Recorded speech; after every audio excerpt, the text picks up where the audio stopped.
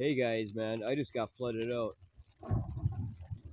Oh, well, the water rose up over the streets, out of the ditches, and flooded out my area, and I had to like get out in the rain and pull the stakes to my tent and move it to high ground.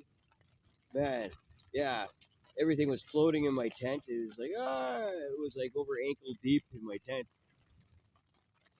But yeah, so I had to evacuate and move the tent, relocate. It really sucked. 3 o'clock in the frickin' morning, and it's still pouring, and there's thunderstorming, and wow, the wind died down recently, so that's good.